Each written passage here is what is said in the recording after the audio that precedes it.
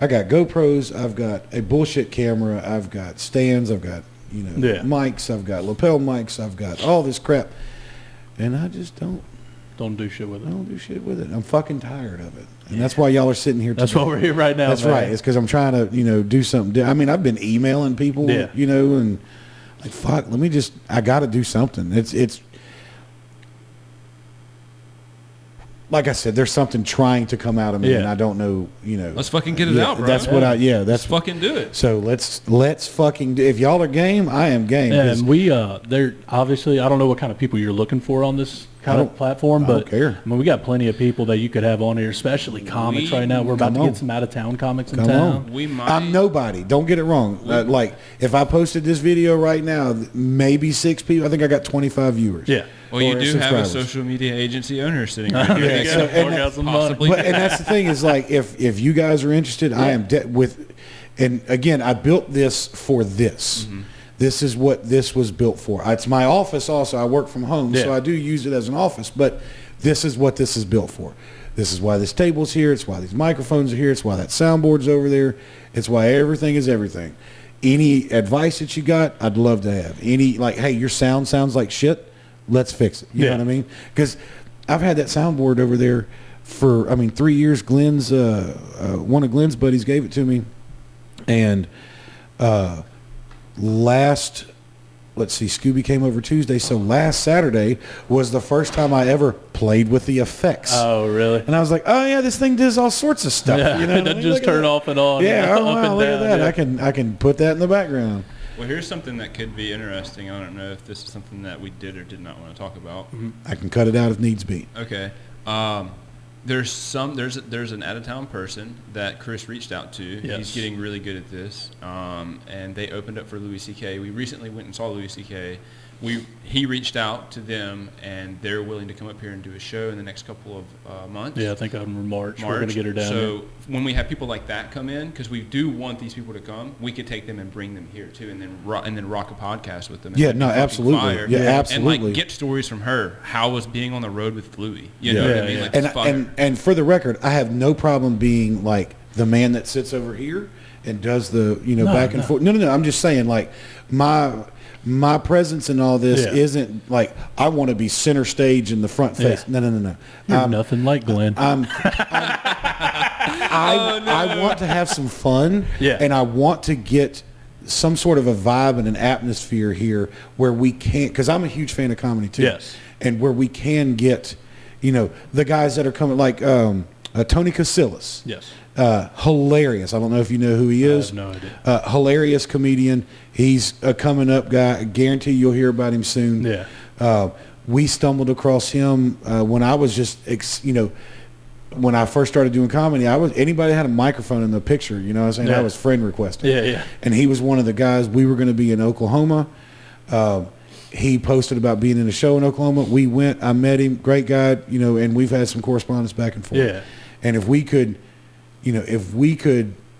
had the support from the community, if they trusted us with comedy, because I feel that's one thing, like with the shows that I've been a part of and the comedy that I've been a part of, there is, there's some interest there, but then when they showed up, the trust gets dwindled away because the show's no good. Yes. And you have, you have certain comics that would throw a temper tantrum and get off stage, or like me, I'm a new guy, and I have my flaws, and I get stuck in a conversation, can't figure out how to get out of it. Yes. Or instead of treating it like an open mic and working on something, I tried to, you were showcasing your material, or vice versa. Yeah. So, and it was, we all bear the burden of what we've done as far as the trust in comedy in this town. Sounds like y'all are doing a lot to turn that around. We're doing our especially best. With the following that you seem to have been able to accumulate. But it gets hard with there's pushback,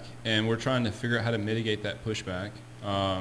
What do you mean? I don't know if I want to say too much about it. It's not just from like a venue. It's from some comics and stuff like that. But I think it's just because from the local guys. Yeah. Are you serious? Well, it's not necessarily like it was more earning trust. And I think that fair enough. Like, who the fuck are these guys? What are they trying to do with us? And even though maybe we've earned a little bit of trust now, yeah, like it's still kind of hard to navigate the space because, again, coming from that creator space, people that are frontmen or whatever, like it's them. It's me, right? I'm the guy.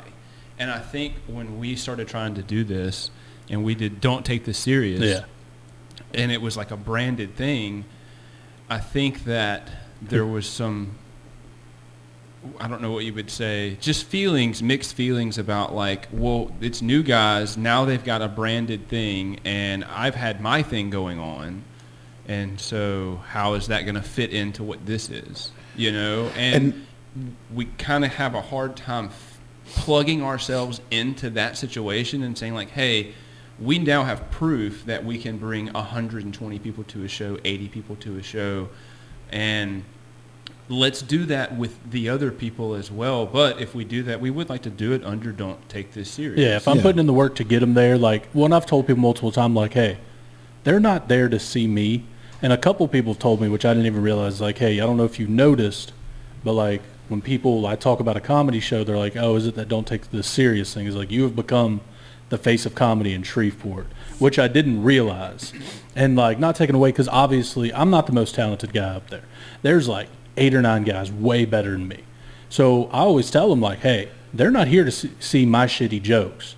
Like, y'all are the ones that keep them coming. I'm just doing the effort to get the word out. I was about to say, let me just be very clear. I haven't been part of the scene in a while, but I know what I know from when I was part of the scene. Yeah. And what is different between you and everybody else is you two are trying. Yes. You know what I mean? And that's one thing that I found disappointing. And I know people are going to get butthurt, hearing this shit. And if you think I'm talking about you, I guess I am. Yeah. You know what I mean? That's what I used to tell my guys. If you got a guilty conscience about what I'm saying, then I guess I'm talking to you. Yeah. But I'm speaking in general. And I was guilty of not taking it serious. Yeah. Me and the owner of the Missing Link were the ones that kind of started that Missing Link show, because I was trying to sign him as one of my restaurants. Yeah. And then I was like, what about, because I, wanted more venues. If I can't get comedy. You here, then let's just do this then. And he was like, fuck yeah, I'd love to do some comedy. And we started. That's Brady, right? Yeah. Yeah, Brady. And then fortunately, Glenn kept it going. Glenn and the other comics kept it going. So don't get it wrong. I'm not like, I started it. Yeah. But where I fell short was I allowed my life to overwhelm me, which is what I'm sure happens in a lot of cases. Yes. But the fact is the direction that the comedy scene was going was just a circle. Exactly. Yeah. And if you guys are making a lane, you may not want to try to get into that circle. Yeah. And just do what you're doing, because it sounds like you've started your own path. Yes. And the path that we need here for comedy clearly is not the way it was. Yeah, we need it. I've told multiple people, like, hey, like, the train's moving. It's going slow right now. Fucking hop on. Get in where you fit in. And we've even talked about that too, because at first we had people come over to my house. Like, all the comics came into the house. We started trying to like talk about things and talk about how we wanted stuff to go. And then all of a sudden, not that opinions are bad or anything like that, but there was just a lot of like different type of opinions. And it's like, well, either we can sit in that and stay here, or we can try the new things and at least push something forward, Well, so let me ask you this. With y'all in the production side of it and your promotional experiences, have y'all considered renting that theater over in Bossier? The one over, it's only $150. I've talked to Glenn about it, because he wants to be doing, that's what I'm trying to say. He want to be. Yeah, he want to be doing. I'm from Shreveport. Yeah, I just be thugging out every once in a while. Ratchet. Want to be, baby. But he wants to do a special. And he was like, I just need a place to do it and stuff. And I was like, well, give me a year to kind of build this up. We'll get the fan base going. And he's like, well, I kind of want to do it sooner. But Joel, the dude that does all our video production stuff, he was like, yeah, it's only $150 and it holds about 120 people. I think it's 200. Is it? I think. Holds 200? I believe. Well, I did some research on it, and for some reason that's the number that stuck in my head. I could be wrong. Absolutely. I want to do it there, but the thing is, we're small timers. I mean, we're nobody. And hey, he's got an hour worth of material he wants to put out. Fuck it, let's do it. I'll hire Joel. He'll come film it. We'll have 1-2 cameras. Like, it ain't going to be the shit you see on Netflix, but we'll get it out there. And I'm just scared to get a new thing there. Glenn has a very offensive comedy. Right. And if they aren't our people coming in that know what the fuck's going on, like, when people see Glenn come up, they're like, I know what's about to happen over at our shows. Well, you go to the East Bank district, it's a lot of older people, not older, but mid 40s, 50s kind of thing. It's a family friendly kind of thing. In a sense. Well, outside it is. Inside that theater is. Are we talking about the same thing? Yeah, the one where they do the magic show. Yeah. So I don't want it to be something where I want it to be comedy fans that are coming, not people that are like, oh, that'd be cool to go see. Because when you have people like, oh, that'd be fun to go to, they don't realize what the fuck a comedy show is, and they're talking and all this shit, and they want to talk to Glenn, which Glenn can handle his own on that kind of thing, but if he's pulling out the best of the fucking best... He's trying to shoot a special. He doesn't want to just... He doesn't want to do crowd work at that time. Now, if he throws in a little bit of crowd work, that's fine, but hey, it's planned. I've been working on these jokes for years, and they're finally fucking polished, finally ready to go. Can you shut the fuck up because I'm paying someone to be here to film this? Right. So that's kind of what I'm waiting on that. And then I gave him another idea, which I don't know if he wants to follow through with that, but we got 4 locations we can do comedy at. One of them being LOL, one of them Tiki Bar, one of them Missing Link, and then one we can do the rooftop again. Now, the rooftop's open. The guy's like, yeah, dude, fuck it. This is awesome. Let's do it. So I was like, why don't we shoot 4 15-minute sets at different locations and edit it down to be like part 1. Yep. Yeah. And he didn't seem too opposed to that. And I was like, I think that would be crazy. And I was idea. like, it might be more organic too. Like it might seem more real. And you're getting different people probably at each time. Like we're like, hey, we're limiting this to 50 people. Yeah. And we're going to sell tickets for like $1 so those people are guaranteed their spot. And so that way he can film like that. So I told him that, and he seems cool with that. And, you need ice or anything? Hell no, dude. He's a savage. That's Look at him breaking out the alcohol in front of the alcoholic. What a good friend. I didn't realize. No, so you're that's good. why I wouldn't have asked. No, I'm past that time. Well, I told him, and I was like, he said he's got some Glenlivet, and he was like, fucking right, man. I was like, have you on, man? Over there. Let's get loosey a little bit. That's what it's here for. So I keep the good stuff locked up. I thought it was a gun cabinet. They are. They're both gun safes. But no, I got 2 little bottles. Like I got some Johnny Walker Blue Label in there. I didn't realize that little bottle was going to be $56. Yeah. So, and you're already at the register, and you're like, I'm not turning back now. Oh yeah, yeah. You're like, I'm not poor. I'm fucking buy it. Next time we slide through, I'll bring a bottle of the scotch that I drink. Oh, this motherfucker drinks like $300 scotch. We used to do and I told Scooby the other day that it's been probably 7 years since I had a drink. Yeah. And I lied my ass off because we used to do Scotch Thursdays. And that was when we first moved in here, which was 2015. Yeah. So that's 8 years. No, it was 2016. So that's 7 years. Yeah, almost, yeah. So, and it was, okay, so maybe 6 years. So you're sober, I didn't lie too bad. I've always been sober pretty much. I smoke pot. Okay. And that's what that's always been my gig of choice. I have drank. Just never was a big drinker. No, and I had some family issues that caused some people to quit drinking. Yeah. So in support of them, I don't really. Yeah, you're like, fuck it, I won't drink either. But we're so far removed from it now that like when me and Scooby were over here last Tuesday, I had a glass. Yeah. And it was nice because we ended up laughing a lot more. Yeah. You know what I mean? And see, that's my thing with giggling around. So February 28th, last day of February, I'll be my 1 year. I don't want to not drink forever. Right. Like, you just want to know you can.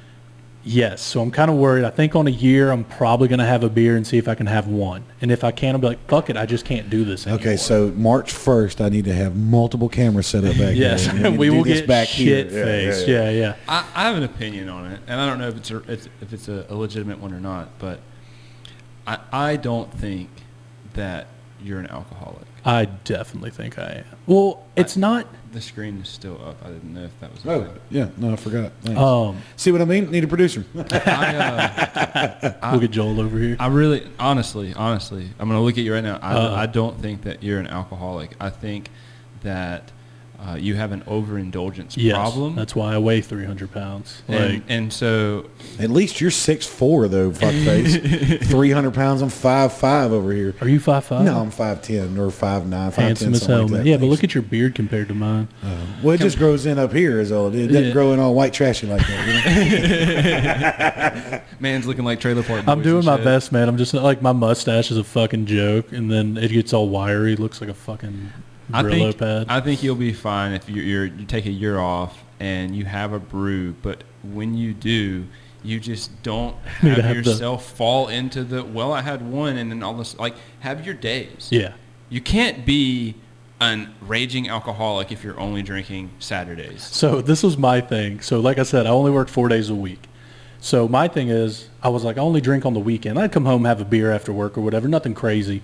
But bad thing is, my weekend is Thursday, Friday, Saturday, Sunday. Yeah. That's fucking 4 out of 7 days. Like, that's the big majority of the week. Yeah. It's not like most people's fucking weekend. And it wasn't like I was like, yeah, I have a couple beers. It's like, let's go to 7-Tap and get fucked up, man. Like, let's just have it. Like, the only times I ever miss drinking is a nice sunny day. Really? Fucking daytime drinking is my shit. Really? Like, at nighttime, fuck it. I can't see at night anyway. I'm a fucking diabetic. I'm going to die at 37. But, like, once I hit that fucking, like, nice, like today, I don't want to fucking drink today. It's fucking shitty outside. Yeah. I want to be sitting in a lawn chair like the fucking scumbag I am, drinking on my front porch. You know? That's like, funny. That's how I like drinking. What's funny to me is I'm the exact opposite when it comes to, like, me smoke. Or I'm the same when it comes to me smoking pot. Yeah, you want a pretty day. Yeah, or I'm like, oh man, we were in D.C. and we're at the Arlington Cemetery. Yeah. And I'm like, it'd be a good place to smoke a joint. Yeah. Like, my wife's like, you were such a fucking idiot. Like, we're on a train, and I'm like, This if I could step outside, it'd be pretty neat to smoke a joint. Hold your head out the window, riding down this train track. What the fuck is wrong That's with why you? you got the cigar lighter. It's got or that blowtorch. we're camping in the mountains, and I'm like, man, it took us 2 hours to get up here. It's a beautiful view. I'm gonna get high. Hand me that pre-roll I bought a little while ago. Yeah. You know what I mean? Yeah. Fuck.